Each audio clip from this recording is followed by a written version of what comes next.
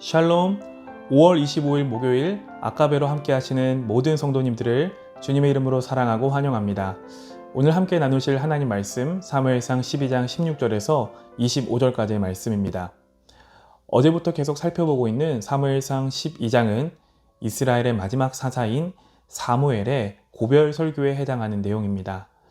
사무엘은 왕을 구했던 이 이스라엘 백성들의 모습을 옳게 여기지 않았습니다. 왜 그랬습니까? 그것은 이스라엘의 진정한 왕은 여호와 하나님 한 분이셨기 때문입니다.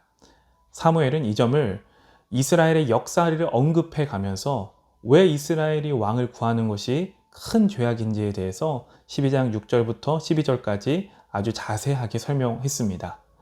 자, 그럼에도 불구하고 하나님께서는 이 왕을 요구하는 이스라엘 백성의 요구를 들어주셨습니다. 암몬왕 나하스와의 그 전투에서 크게 승리했던 사울을 바로 이스라엘 왕으로 세워주셨던 것이죠. 자, 사무엘은 이에 왕이 생겨서 기뻐하고 있는 이스라엘 백성들을 향해서 너희에게 이제 왕이 생겼다 할지라도 이 인간 왕이 이스라엘의 미래를 결정하는 것이 아니다. 여호와를 경외하는 것, 진정한 왕이신 여호와를 경외하는 일에 이스라엘의 미래가 달려있다라고 거듭 경고하고 있습니다. 16절과 17절 말씀 함께 보겠습니다. 너희는 이제 가만히 서서 여호와께서 너희 목전에서 행하시는 이 큰 일을 보라. 오늘은 밀 베는 때가 아니냐? 내가 여호와께 아뢰리니 여호와께서 우레와 비를 보내사 너희가 왕을 구한 일 곧 여호와의 목전에서 범한 죄악이 큼을 너희에게 밝히 알게 하시리라 라고 말합니다. 자, 사무엘은 이제 다시 한 번 더 이스라엘이 하나님 앞에 왕을 요구했던 것이 얼마나 큰 죄악인지를 입증해 보이려고 합니다. 그런데 그 방법이 무엇이냐? 사무엘이 하나님 앞에 나아가 기도할 것인데 그 기도에 하나님께서 우레와 비를 보내시겠다. 그래서 이스라엘이 왕을 요구한 것이 얼마나 큰 죄악인지를 깨닫게 하겠다. 입증해 보이겠다라고 이스라엘에게 말합니다. 자, 그런데 한번 17절 앞부분을 보시기 바랍니다. 이 때를 두고 성경은 밀 베는 때다라고 말합니다. 일반적으로 이스라엘 지역의 밀 베는 때는 4월에서 6월에 해당합니다. 자, 그런데 이때의 특징이 있는데 이 이스라엘이 있는 팔레스타인 지역에는 이때에는 비가 전혀 내리지 않는 건기에 해당하는 때가 바로 이 밀 베는 때라는 것이죠. 따라서 이때에 사무엘이 우레와 비를 하나님 앞에 요구하고 그 기도가 응답된다? 우레와 비가 내린다라는 것은 곧 이스라엘 백성들이 왕을 요구한 일이 아주 큰 잘못이었다, 큰 죄악이라는 것을 보여주는 하나의 사인이자 하나님의 응답이 되는 것이죠. 이렇게 하나님 앞에 사무엘이 기도합니다. 그러자 18절을 보니까 이런 응답이 일어나게 됩니다. 여호와께서 그날에 우레와 비를 보내시니 모든 백성이 여호와와 사무엘을 두려워하니라 라고 성경은 말합니다. 이어서 19절, 이 표적을 통하여 하나님께서는 이스라엘 백성들이 왕을 요구한 일이 죄라는 사실을 다시 한 번 더 깨닫게 하십니다. 사랑하는 성도님들, 사실 이 왕을 구한 백성들, 이 백성들을 향한 하나님의 경고는 이 12장 안에서만 등장하지 않았습니다. 우리가 앞서 살펴보았던 8장을 보면 이 왕을 구하는 백성들을 향해서 하나님께서는 이렇게 경고하셨는데요. 8장 7절에서 9절 말씀인데 7절과 9절 말씀 제가 읽겠습니다. 여호와께서 사무엘에게 이르시되 백성이 내게 한 말을 다 들으라. 이는 그들이 너를 버림이 아니요 나를 버려 자기들의 왕이 되지 못하게 함이니라. 9절, 그러므로 그들의 말을 듣되 너는 그들에게 엄히 경고하고 그들을 다스릴 왕의 제도를 가르치라 라고 하나님께서 왕을 요구하는 이스라엘 백성들에게 사무엘을 통하여 엄히 경고하셨다라고 성경은 말하는데, 자, 왜 이렇게 하나님은 경고하셨을까요? 앞부분 7절을 보니까 이들이 왕을 구한다는 것은 곧 하나님을 버리겠다라는 의미이기 때문이었습니다. 자, 그래서 사무엘을 통하여 이 점을 엄히 경고하셨던 것이죠. 하지만 이스라엘은 이 경고를 무겁게, 아주 무섭게 여기지 않았던 것 같습니다. 아마도 이스라엘의 마음속 안에는 설마 무슨 일이 일어나겠어? 라는 생각으로 8장에서 12장까지 이르게 되었다라는 말씀이죠. 네, 여러분, 우리의 신앙에 있어서 이 이스라엘의 모습, 이 설마 어떤 일이 벌어지겠어? 라는 이 모습을 주의해야 할 줄로 믿습니다. 자, 여러분은 언제 어떤 상황에서 하나님을 찾으십니까? 혹시 오늘 말씀에서 등장하는 이스라엘 백성들과 같이 하나님의 말씀이 주어져도, 경고의 말씀이 내게 주어져도 인생의 천둥과 비를 만나야지만 하나님을 찾고 계시지는 않으신가요? 자, 위태롭고 불안한 상황에 놓여야만 그제서야 하나님을 의지하고 있는 이스라엘의 모습이 바로 우리의 모습은 아닌지 말씀을 통하여 우리의 모습을 점검해 보시기를 바랍니다. 이스라엘은 온갖 핑계를 대며 왕을 구하는 자신들의 정당함을 하나님 앞에 주장했습니다. 하지만 그 간구의 중심은 하나님의 통치, 진정한 왕이신 하나님의 통치를 벗어버리고 자신들의 욕망을 대변해 줄 왕, 그 우상 숭배적인 동기가 이스라엘 백성들 마음 중심에 또아리를 틀고 있었다라는 것입니다. 지금 하나님 앞에 간구하고 있는 여러분의 기도의 제목은 어떻습니까? 그 간구의 중심, 그 동기는 과연 무엇입니까?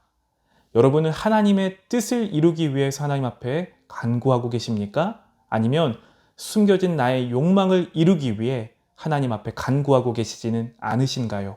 자, 열심히 우리가 간구하는 것보다 더 중요한 것이 있다면 말씀에 비추어서 이 간구가, 내가 구하고 있는 간구가 하나님의 뜻에 과연 부합한지, 맞는 간구인지를 먼저 점검해 보는 것입니다. 그래서 말씀에 비추어 보았을 때 이것이 하나님의 뜻이 아니다, 하나님이 원하시는 것이 아니라면 과감하게 내려놓고 말씀의 검으로 도려내시는 은혜가 지금 아까베로 함께 하시는 모든 성도님들 가운데 함께 하시기를 주님의 이름으로 간절히 축복합니다. 이어서 19절과 22절까지 살펴봅니다. 자신들의 욕망을 채워줄 왕의 눈이 멀어 있었던 백성들은 이제 다시 그 중보자인 사무엘을 향해 나아가고 그에게 기도를 요청합니다. 하나님 앞에서 자신의 잘못을 깨닫게 되고 다시금 하나님에 대한 경외심을 회복하게 되는 장면이죠. 백성들의 이 죄 고백을 들은 사무엘은 다음과 같이 백성들을 격려하고 있는데요. 그리고 이스라엘이 사는 길에 대해서도 다시 한 번 더 백성들에게 사무엘은 말하고 있습니다. 20절과 21절 말씀, 사무엘이 백성에게 이르되 두려워하지 말라. 너희가 과연 이 모든 악을 행하였으나 여호와를 따르는 데에서 돌아서지 말고 오직 너희의 마음을 다하여 여호와를 섬기라. 돌아서서 유익하게도 못하며 구원하지도 못하는 헛된 것을 따르지 말라. 그들은 헛되니라. 아멘. 사랑하는 성도님들, 저는 이 죄를 깨닫고 회개하는 백성들에게 두려워하지 말라라고 말한 이 사무엘의 그 권면의 메시지가, 이 백성들을 향한 메시지가 사무엘의 위로의 말이 하나님 아버지, 우리를 향하신 하나님 아버지의 마음이라고 생각해 봅니다. 우리는 이스라엘처럼 큰 구원의 은혜를 잊어버립니다. 그리고 끊임없이 죄를 짓고 나의 욕망을 따라 살아가는 자들입니다. 이런 우리를 향해서 하나님은 우리가 죄를 깨닫고 그 죄에서 돌이켜 하나님께로 돌아갔을 때, 회개했을 때 마치 언제 그랬냐는 듯이 우리의 죄를 용서해 주시고 우리를 받아주시고 용납해 주시는 분이십니다. 그리고 말씀과 같이 여호와의 크신 이름을 위하여 자기 백성을 버리지 않으신다 라고 우리에게 말씀해 주시는 분이 바로 우리의 하나님이십니다. 자, 다시금 그분의 백성으로 살아가도록 힘을 주시고 격려하시고 세워주시는 분이 나의 구주, 나의 하나님 되심을 굳게 믿으시는 여러분 되시길 바랍니다. 23절에서 25절 마지막 부분 함께 보겠습니다. 사무엘은 이렇게 올바르게 회개하고 있는 이스라엘 백성들을 목자의 마음으로 격려하며 12장을 마치는데요. 23절과 24절 말씀입니다. 나는 너희를 위하여 기도하기를 쉬는 죄를 여호와 앞에 결단코 범하지 아니하고 선하고 의로운 길을 너희에게 가르칠 것인즉 너희는 여호와께서 너희를 위하여 행하신 그 큰 일을 생각하여 오직 그를 경외하며 너희의 마음을 다하여 진실이 섬기라. 아멘. 사사이자 선지자였던 사무엘은 이제 이 고별 설교를 뒤로 하고 이스라엘의 역사의 뒤편으로 점점 사라지게 됩니다. 하지만 그는 마지막까지 선지자로서의 역할인 이스라엘을 위한 기도의 사명과 말씀을 가르치는 사명을 감당하겠다라고 약속하면서 마지막 고별 설교를 마치고 있습니다. 사랑하는 모든 성도님들, 이 모든 것을 성취하신 분이 계십니다. 자, 그분은 진정한 왕이시고 제사장이시며 우리에게 하나님의 말씀을 날마다 가르치시고 쉬지 않고 우리를 위해서 기도하시는 분, 선지자 되시는 분, 바로 우리 주 예수 그리스도이십니다. 자, 예수 그리스도를 구주로 믿는 자들에게 이제 성령을 보내셔서 이런 은혜를 누리도록 하시겠다라고 약속하셨는데요. 로마서 8장 26절에서 27절 말씀, 이와 같이 성령도 우리의 연약함을 도우시나니 우리는 마땅히 기도할 바를 알지 못하나 오직 성령이 말할 수 없는 탄식으로 우리를 위하여 친히 간구하시느니라. 마음을 살피시는 이가 성령의 생각을 아시나니 이는 성령이 하나님의 뜻대로 성도를 위하여 간구하심이니라. 아멘. 이제 성자 예수님을 구세주로 고백하는 자들에게 성령 하나님께서는 지금도 성부 하나님 앞에 간구하고 계시는 줄로 믿습니다. 오늘 하루도 우리가 인생의 수많은 선택 앞에서 갈 길을 헤매는 저와 여러분에게 성령님께서는 가장 선하고 가장 의로운 길을 가르치시고 친히 인도하실 것입니다. 자, 우리가 그 가운데 해야 할 마땅한 일은 이제 하나님의 큰 사랑을 입은 자로서 하나님께서 우리에게 행하신 그 큰 일을 생각하며 하나님만을 경외하며 마음을 다하여 진실하게 하나님만을 섬기는 일인 줄로 믿습니다. 자, 이것이 바로 언약 백성에게 주어진 책임입니다. 오늘 하루 이 말씀을 여러분의 마음에 깊이 새기시고 하나님의 말씀을 생각하며 하나님을 경외하고 무슨 일을 하든지 하나님의 영광을 위해 섬기며 거룩하게 구별된 삶 살아가는 여러분 모두가 되시기를 주님의 이름으로 간절히 축복합니다. 함께 기도하겠습니다. 살아계신 하나님, 오늘도 주의 말씀을 우리에게 허락하여 주시니 감사합니다. 사무엘이 이스라엘 백성들에게 권면했던 이 말씀, 하나님께서 오늘도 동일하게 우리에게 주시는 말씀인 줄로 믿습니다.